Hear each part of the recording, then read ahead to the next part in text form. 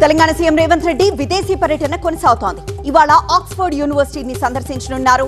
రేపు కేంబ్రిడ్జ్, ఎల్లుండి Harvard, MIT క్యాంపస్లను సందర్శిస్తారు సీఎం.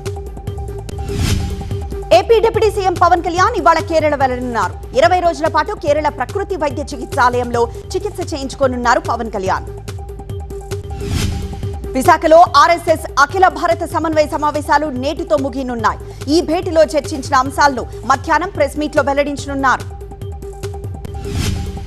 పుష్కర్ ఎత్తిపోతల పథకం పనులను మంత్రి నిమ్మల రామానాయుడు పరిశీలించారు. త్వరలో ఉత్తరాంధ్రకు గోదావరి జలాలు విడుదల చేస్తామని చెప్పారు నిమ్మల.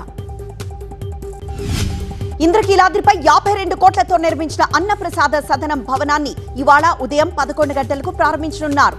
ఒకే విడతలో 800 మందికి ఇక్కడ భోజన సదుపాయం కలగనుంది. యాదగిరిగుట్టలో ఇవాళ ఉదయం 11 గంటలకు ఉచిత సామూహిక వరలక్ష్మి వ్రతాలు జరగనున్నాయి. కొండ కింద సత్యనారాయణ స్వామి వ్రత మండపంలో వ్రతాలు జరుగుతాయి. తల్లిదండ్రులు కావాలనే మీ కలకు ఎందుకు ఆలస్యం? ఇప్పుడు ఉచిత కన్సల్టేషన్, ఉచిత స్కాన్, IVF పై 20,000 వరకు తగ్గింపుతో మీ పేరెంట్హుడ్ ప్రయాణానికి 49 తోడుగా. వేలాది కుటుంబాల నమ్మకం 49 అంటే సంతానం, 49 అంటే సంతోషం.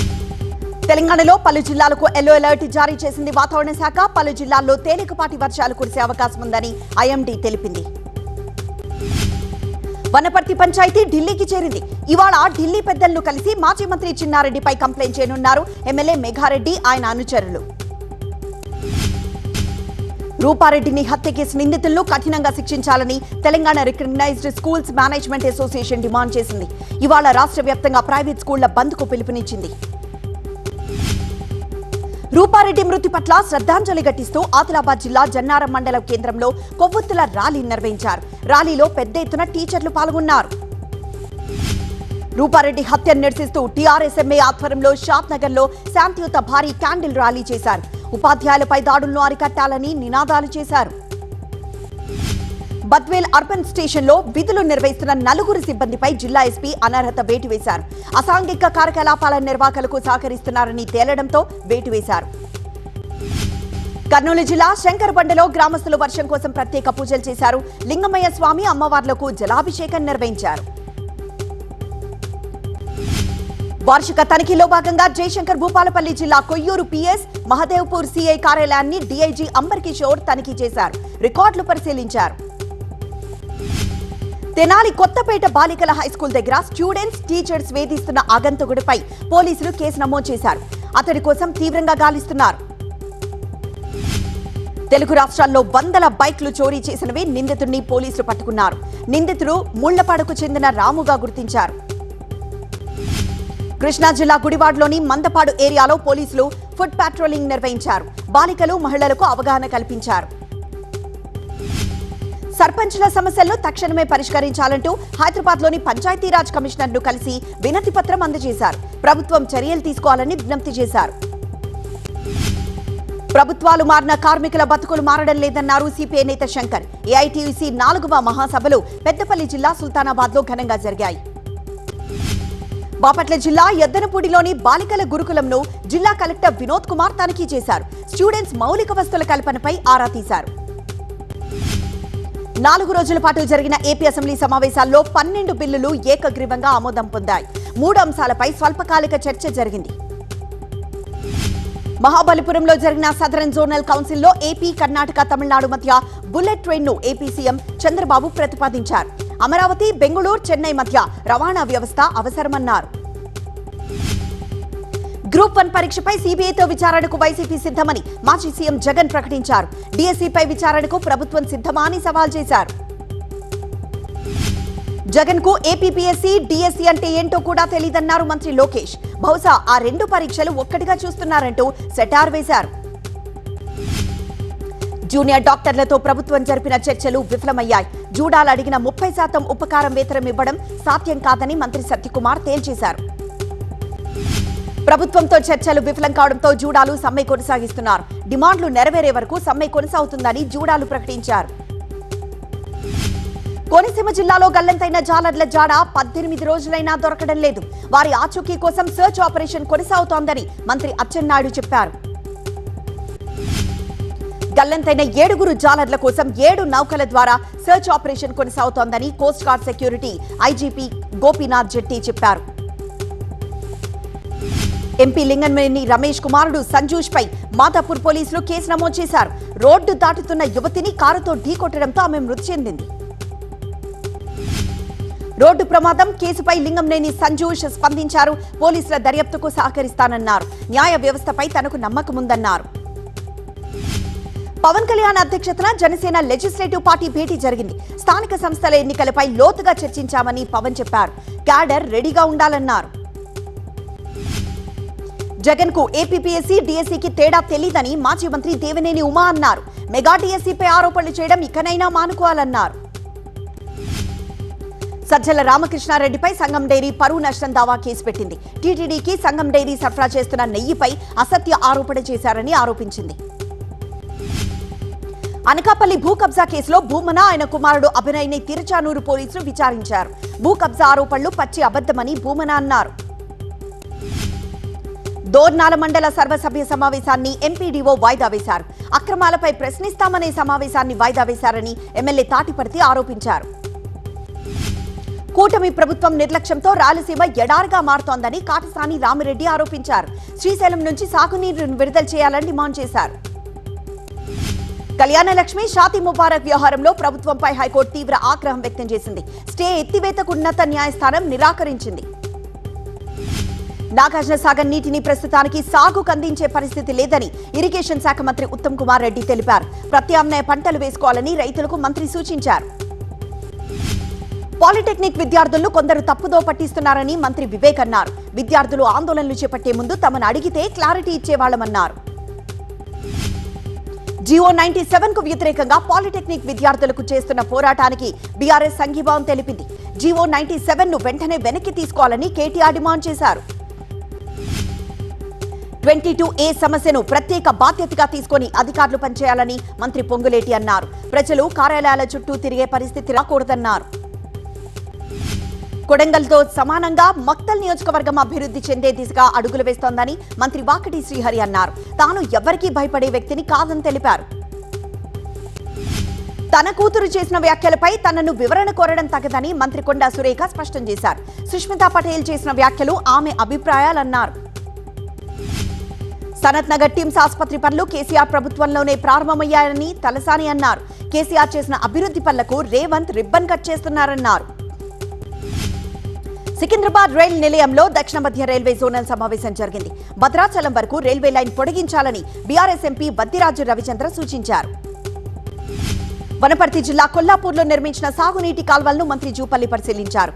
బైక్ డ్రైవ్ చేసుకుంటూ అధికారులతో కలిసి కాలువ ప్రాంతాలను చుట్టేశారు.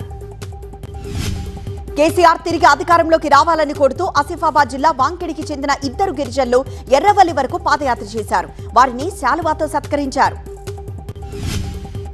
జూరాల ప్రాజెక్టుకు ఎగువ నుంచి వరద కొనసాగుతోంది. 80,000 క్యూసెక్కుల వరద వస్తూ ఉండగా దిగువకు 86,613 క్యూసెక్కులు వదులుతున్నారు. అంబేద్కర్ కోనసీమ జిల్లా చించినాడ, పశ్చిమ గోదావరి జిల్లా దిండిని కలిపే వంతెనపై భారీ వాహనాల రాకపోకలు తిరిగి మళ్లీ ప్రారంభమయ్యాయి. సంగారెడ్డి జిల్లా కమలాపూర్లో దళితులు తొలిసారి గుడిలోకి ప్రవేశించారు. బీహెచ్పీ నేతలు దళితులను భుజాలపై మోసుకొని ఆలయంలోకి తీసుకువెళ్లారు. మారికవలస గిరిజన పాఠశాల మూసేయవద్దని ఆదివాసీ గిరిజన సంఘం విశాఖలో ఆందోళన చేసింది. సెంటర్ ఆఫ్ ఎక్సలెన్స్ పేరుతో మూసేసే ఆలోచన మానుకోవాలన్నారు. భద్రాద్రి కొత్తగూడెం జిల్లా జూలూరుపాడు ప్రాథమిక ఆరోగ్య కేంద్రంలో డిఎంహెచ్ఓ శ్రమదానం చేశారు. ఆశా వర్కర్లతో కలిసి ఆసుపత్రి ప్రాంగణాన్ని శుభ్రం చేశారు. యాదగిరిగుట్ట లక్ష్మీనరసింహస్వామి హుండీల్లో లెక్కించారు. 3,52,00,000 నగదు, 114 గ్రాముల బంగారం, 4 కేజీల వెండి భక్తులు స్వామివారికి సమర్పించారు. వాడపల్లి వెంకన్నకు రికార్డు స్థాయిలో ఆదాయం వస్తోంది. 35 రోజులకు 2.97 కోట్ల రూపాయల హుండీ ఆదాయం వచ్చింది. గణేశోత్సవాలపై జీహెచ్ఎంసీ కమిషనర్ అధికారులతో సమీక్షించారు. వచ్చే నెల 25న జరిగే గణేష్ నిమజ్జనాల ఏర్పాట్లపై దిశానిర్దేశం చేశారు. తిరుపతి శ్రీనివాస మంగాపురంలోని వశిష్ఠాశ్రమంలో పీఠాధిపతులు భేటీ అయ్యారు. ఏర్పేడు వ్యాసాశ్రమానికి పూర్వ వైభవం తేవాలని తీర్మానించారు. హైదరాబాద్ కేబీఆర్ పార్క్ మార్గంలో ఏర్పాటు చేసిన వన్ వేను సిపి సజ్జనార్ పరిశీలించారు. పనులు పూర్తయ్యే వరకు సహకరించాలని వాహనదారులను విజ్ఞప్తి చేశారు. ఆదాయానికి మించిన ఆస్తుల ఆరోపణలతో రంగారెడ్డి జిల్లా Ibrahimpatnam RDO administrative officer Srinivasa Reddy ఇళ్లలో ఏసీబీ అధికారులు సోదాలు చేస్తున్నారు. హైదరాబాద్ మేడిపల్లిలో పెద్ద మొత్తంలో కల్తీ మసాలాలను పోలీసులు పట్టుకున్నారు. వీటి విలువ సుమారు ₹1,25,00,000 ఉంటుందని పోలీసులు తెలిపారు. మల్కాజ్గిరి పోలీస్ కమిషనరేట్ పరిధిలోని 29 పోలీస్ స్టేషన్లలో పోగొట్టుకున్న చోరీకి గురైన ఫోన్లను పోలీసులు రికవర్ చేశారు. వాటిని కమిషనర్ సుమతి అందజేశారు. కామారెడ్డి జిల్లా రాజంపేట ఎస్ఐ రామాంజనేయులు లంచం తీసుకుంటూ ఏసీబీకి చిక్కారు. సిమెంట్ వ్యాపారికి స్టేషన్ బెయిల్ విషయంలో 30,000 లంచం డిమాండ్ చేశాడు. నిరసన తెలుపుతున్న పాలిటెక్నిక్ విద్యార్థులను గొంతు పట్టుకుని దురుసుగా ప్రవర్తించిన మహబూబాబాద్ సీఐని విధుల నుంచి దూరం పెడుతున్నట్లు ఎస్పీ తెలిపారు.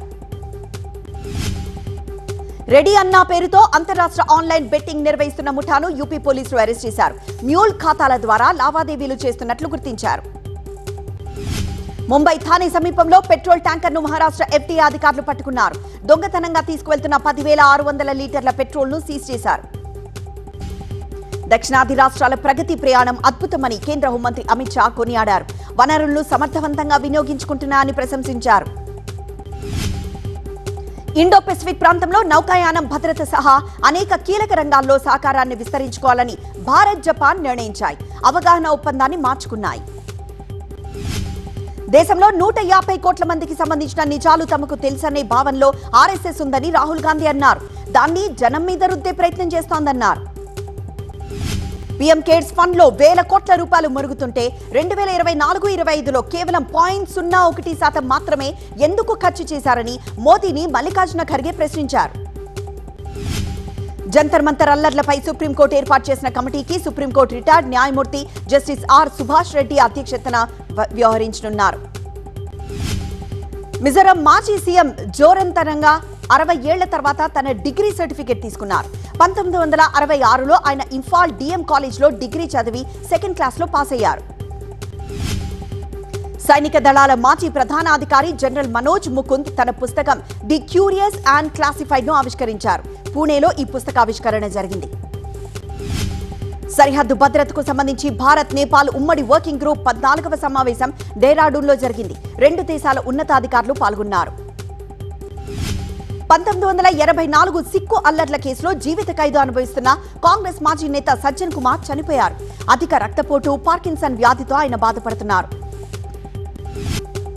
నగదు విత్డ్రాలపై ఎస్బీఐ కొత్త ఛార్జీలు విధించనుంది. అక్టోబర్ 1 నుంచి కొత్త ఛార్జీలు అమల్లోకి రానున్నాయి. పెద్ద నోట్ల రద్దు తర్వాత నకిలీ నోట్లు బాగా తగ్గాయని security printing and minting corporation of India limited తెలిపింది. వ్యాపారం కోసం 6 నెలల పాటు కొత్త ప్రాంతాల్లో ఆఫీసులు తెరవద్దని బీమా కంపెనీ నీవా బూపా హెల్త్ ఇన్సూరెన్స్ కంపెనీని ఐఆర్డీఏ ఆదేశించింది. మార్గదర్శి సంస్థకు సుప్రీంకోర్టులో భారీ ఊరట లభించింది.